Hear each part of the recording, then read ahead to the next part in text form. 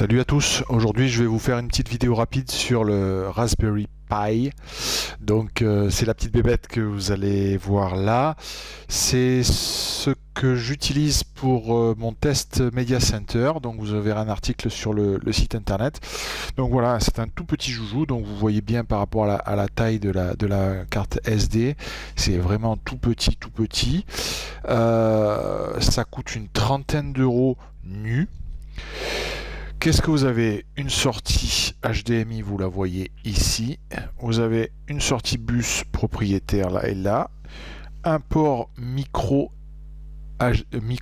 USB pardon, qui permet d'alimenter. Donc on peut alimenter via un chargeur de téléphone portable par exemple, mais aussi le brancher, c'est ça qui m'a intéressé particulièrement, au cul de sa télévision sur un port USB comme il y a sur toutes les télévisions modernes, et allumer le Raspberry uniquement quand la télé s'allume. Donc la télé s'allume, elle alimente le port USB, donc elle alimente l'appareil.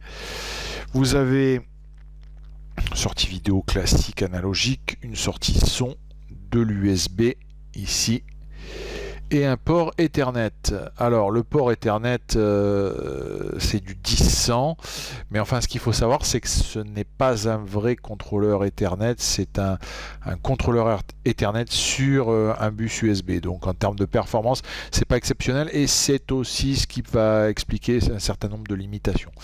Donc ben voilà, c'est assez marrant, hein, c'est tout petit, ça coûte rien. Voilà. Les accessoires, on a la possibilité de rajouter des petits dissipateurs, parce que on peut arriver à jongler, à jouer sur la fréquence du processeur, hein, qui est un processeur ARM mais de très ancienne génération. Donc c'est pas un foudre de guerre, ça c'est le moins qu'on puisse dire. On est, si vous faut des niveaux de comparaison par rapport à des performances PC, on est au niveau d'un Pentium 2, hein, pas beaucoup plus, voire peut-être même moins. Donc voilà, vous avez ces dissipateurs là, puisqu'on peut un peu booster la fréquence. Vous avez un petit boîtier qui vaut aussi quelques euros, qui permet de loger l'appareil. Alors hop, on va trouver le bon sens, qui permet de loger voilà l'appareil dedans et de mettre ça tranquillou, hop là, branché derrière votre télé avec un petit scotch double face, etc. Au moins c'est isolé. Donc voilà, ça pareil, c'est 7-8 euros maximum sur internet. Et puis vous avez ici, comme vous le voyez, le lecteur de carte SD.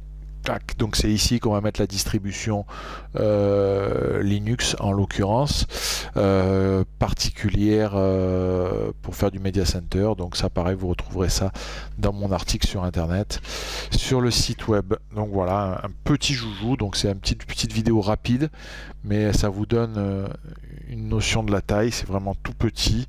Je mets mon petit stylo à côté. Vous voyez, c'est tout petit, tout ridicule. Ça vaut 30 euros. Vous rajoutez le prix de la carte SD. Vous rajoutez une dizaine, allez, 7-8 euros si vous voulez bien faire pour le protéger avec la petite coque. Les dissipateurs, bon, c'est pas une obligation, mais c'est pareil, ça vaut une poignée de cerises, hein, vraiment même pas une poignée de cerises, une cerise. Et voilà, et on sait faire quelque chose tout de suite avec ce Raspberry. A plus.